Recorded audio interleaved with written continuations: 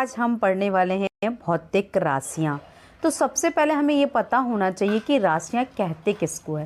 तो याद रखिए, किसी भी पदार्थ, वस्तु या जो भी वस्तुएं हैं, लिक्विड हो या ठोस हो, उनके मेज़रमेंट के लिए, उनके मापन के लिए हम जिन संकेतों और प्रतीकों को व्यक्त करते हैं या प्रतीकों के द्वारा व्यक्त करते हैं, उसे कहते हैं भौतिक राशियाँ। तो अब हम जानेंगे कि भौतिक राशियाँ जो हैं वो कितने प्रकार की होती हैं। तो आप याद रखिए, भौतिक राशियाँ जो हैं वो दो प्रकार से हैं। एक है अदिश राशि और दूसरी है सदिश राशि। तो अब हम जानेंगे कि अदिश राशि क्या है, उसके क्या उदाहरण हैं और सदिश राशि क्या है। तो देखिए, हम पहले जानेंगे कि अदिश राशि क्या है। अदिश राशि अपने किस गुणों को व्यक्त करती है, आपको ये पता होना चाहिए।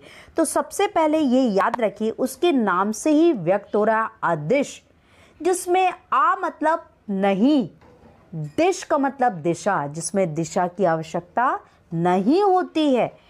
तो आप उसकी डेफिनेशन देखेंगे, वे भौतिक राशियाँ जिसे पूर्ण रूप से व्यक्त करने के लिए परिमाण की आवश्यकता होती है, यानी केवल हमें उसकी क्वांटिटी चाहिए, परिमाण बस चाहिए, दिशा की आवश्यकता नहीं है। क्योंकि नाम ही शो कर रहा है अदिश, जिसमें दिशा ना हो, तो वो कहलाता है अदिश राशि। अब अदिश राशियाँ जो हैं वो याद रखिए, जैसे एग्जाम्पल हैं द्रव्यमान, आयतन, चाल, विभव, ये क्या है, हमारी अदिश राशियाँ हैं। तो आपको ये याद रख, तो आपको ये डेफिनेशन बहुत अच्छे से याद करना है और इसके एग्जाम्पल भी। अब हम जानेंगे कि सदिश राशि क्या है और वो अपनी किस क्वालिटी को डिफाइन कर रही है। अब देखिए, आ गया अदिश सदिश राशि। तो सदिश राशि आप याद रखिए, सदिश, जिसमें दिशा क्या हो, साथ हो।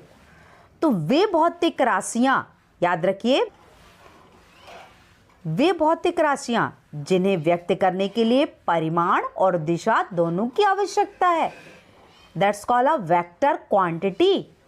तो याद रखिए, वे भौतिक राशियां जिन्हें व्यक्त करने के लिए परिमाण भी चाहिए और दिशा भी चाहिए, तो वो कहलाता है सदिश राशि। सदिश राशि के एग्जाम्पल हो गए क्षेत्रफल, बल, त्वरण। तो आपको ये याद रखना है, सदिश और अदिश बहुत ही इम्पॉर्टेंट है।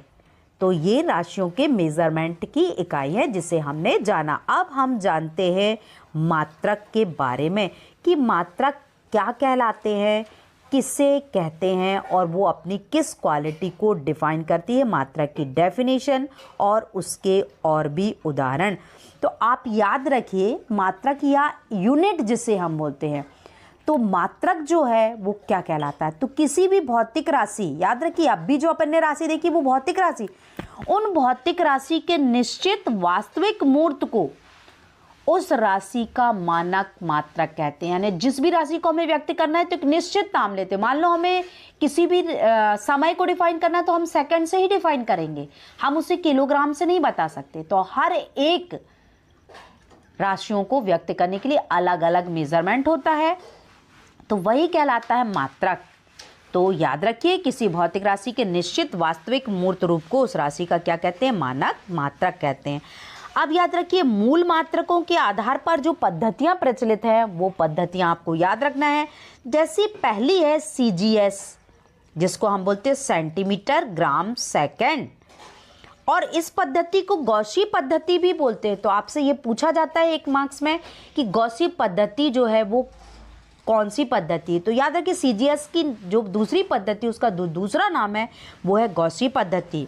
तो याद रखिए, गॉसी पद्धति में द्रव्यमान, लंबाई, समय को क्रमशः ग्राम, सेंटीमीटर और सेकंड में नापा जाता है। अब नेक्स्ट है MKS, मीटर किलोग्राम सेकंड पद्धति, जिसे हम जार्जी पद्धति भी कहते हैं।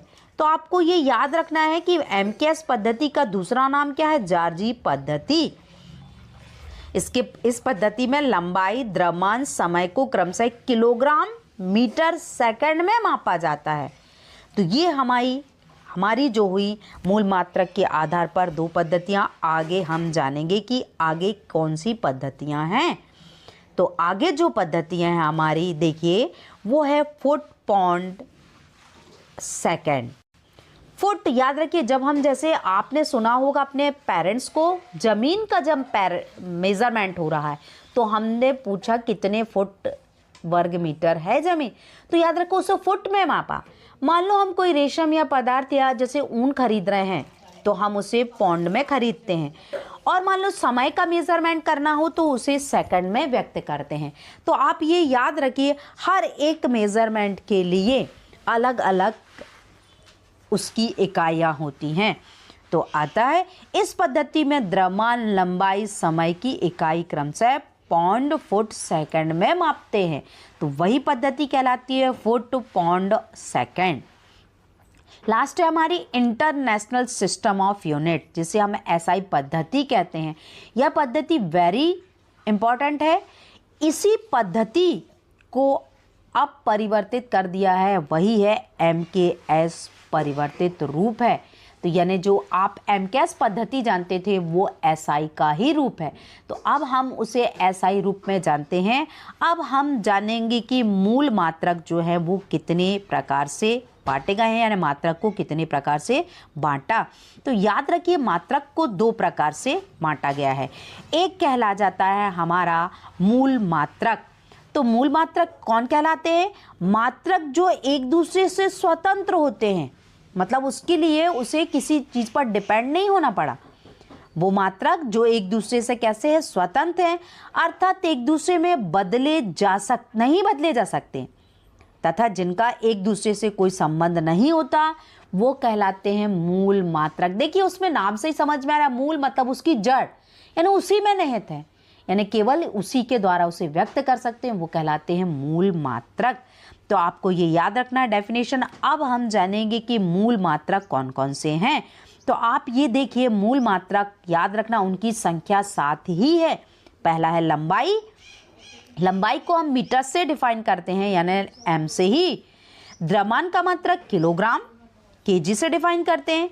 समय का मात्रक सेकंड SEC से डिफाइन करते हैं।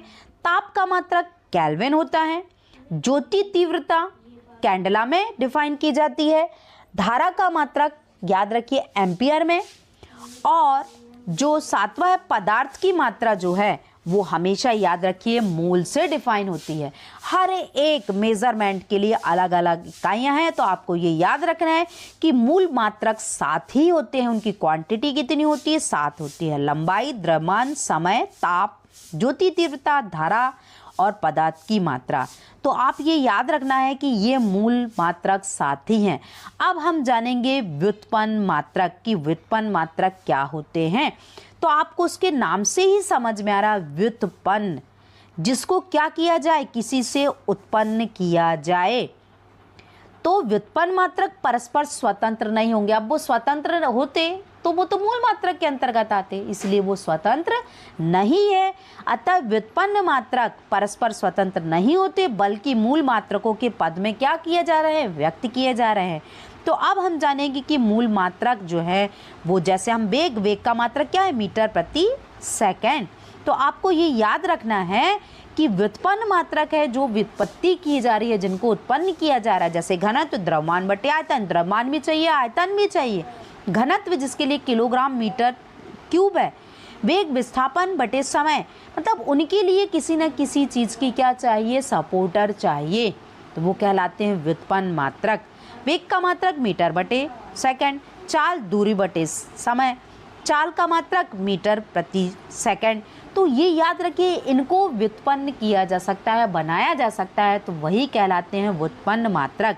तो आज हमने मात्रकों से संबंधित उसके प्रकार और उनको जाना, और हमने राशियां कितने प्रकार की हैं उनको जाना। अगले वीडियोस में हम फिर मिलते हैं आगे के प्रश्नोत्तर के साथ। तो thank you for watching my videos.